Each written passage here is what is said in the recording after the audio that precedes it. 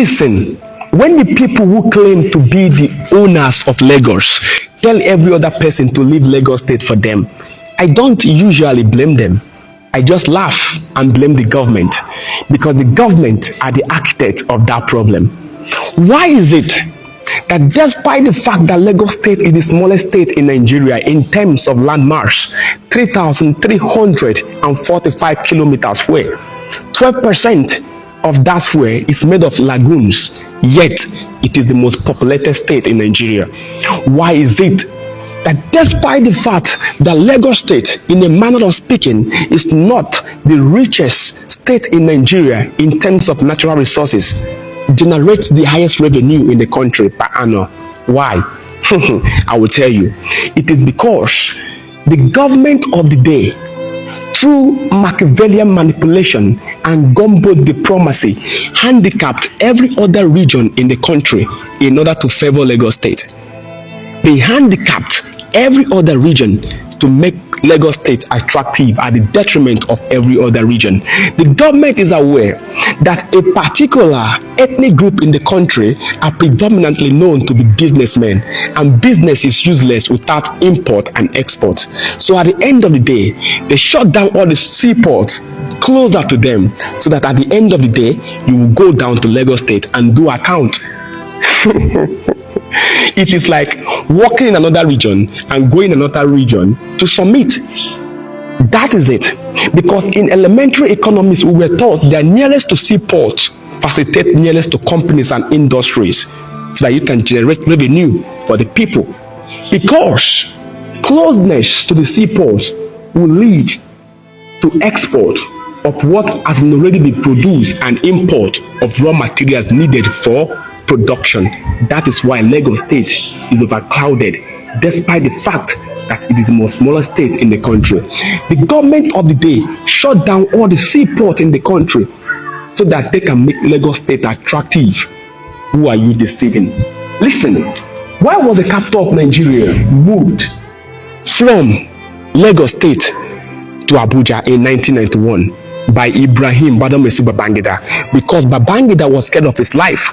After Gideon Okra carried out an abortive coup d'etat, he moved it to Abuja. But listen, the administrative headquarters was moved to Abuja, but what generated money for Lagos was not moved. Now, Calabar was the capital of the British Protectorate between 1893 to 1906. Calabar had a seaport. Calabar had a landmass ×3 of Lagos State. But yet, they moved that administrative headquarters from Calabar to Lagos State. Why? The reason is this: because Calabar happens to be in a region that they did not want to be the commercial hub and the commercial nave of the nation. So it cannot be there. They moved it. Because Calabar had everything. It had a seaport, it had a landmass, it had a food production, but yet they moved it. It was the capital of the British Protectorate of the Southern Nigeria between 1893 to 1906 when it was moved to Lagos State. Lagos Seaport was established in 1913. Are you trying to tell me that before 1913, that the people who constitute what is known today as Nigerians were not exporting and importing? They were exporting and importing. As a matter of fact, export and import is older than Nigeria. Nigeria was amalgamated in 1914. Exportation and importation is older than Nigeria itself. The people that constitute what is known today as Nigeria were involved in exportation and importation even before Nigeria existed. You know, when you mention of exportation, people only think of goods. What about services? The Igbo slaves that were taken in Dumban Greek, St. Simeon Island, Georgian country in 1803. How were they taken from what is known today as Nigeria to that part of the place where they did Igbo landing? They were taken from Arochukwu to the land from the bridge of no return. It was not in Lagos State. Lagos State was the one that was just yesterday.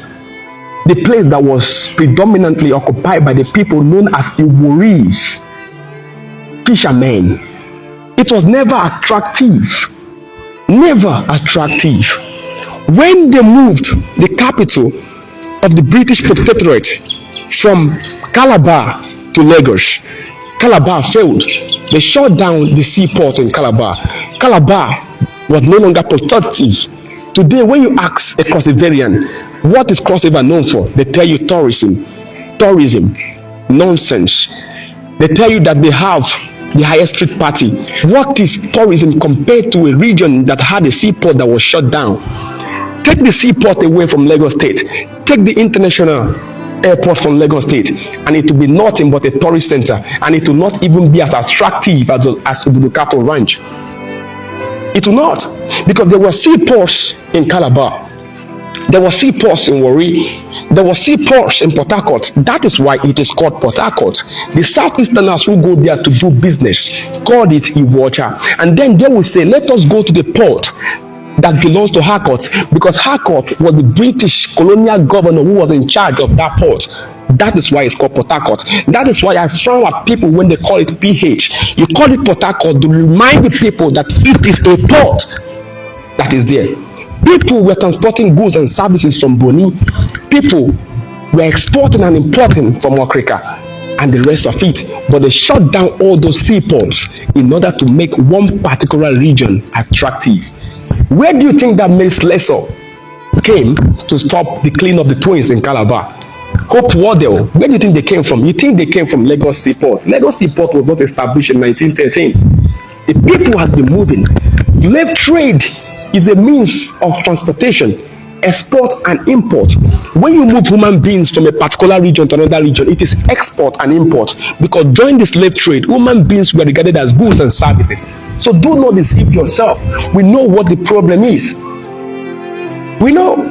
And that is why Lagos State, they make officially the place that you have the international airport, because as long as I'm concerned, Abuja is not a state, it's the federal capital territory. Why not give other states the right to have an international airport? Why? Because before you travel, they want to see you. They want to know who leaves the country and who comes into the country, so that you will not have what they do not want you to have. So when you are told that you are landlocked, do not listen to them. It is a political statement. It is a statement that is born out of the fact that they want to keep you enveloped. They want to keep you bewildered. They want to keep you believing that you cannot leave your geographical location except you come to their own geographical location. It is a map that has been set out even before you were born, Africa. Use your head, Nigerians. Use your head. Open the seaport in Calabar. Open the seaport in Port Harcourt. Drain the seaport in Onitsha. Open the one in Warri. Let the people in Boni bring goods and services from their place. Let the people in Okrika do the same in Sapele, and tell me what will be left of Lagos State. There is nothing there. People believe that it's the music industry that is making Lagos State to thrive. No, it is the business, the commercial nerve, the commercial hub. Because of the fact there's a seaport there, people come to buy and sell. That is the reason why the money goes in circulation. So every other institution around there will definitely thrive. It is mathematics. It is easy. It is visible to the blind and audible to the deaf that you are systematically landlocked like that. So if you want the country to be a better place, you must make it a free market of competitiveness where everyone can compete irrespective of where you come from. Yes, you cannot monopolize the entire economy to a particular region and want to expect the country to flourish. No, everybody's heading to Lagos. Everybody wants to go there because that is exactly what the government wants to do. Make it attractive. Let everyone go to that place. It is what we call rural urban migration. Use your head. Use your head. Use your head, Nigerians, because this is not how it has been.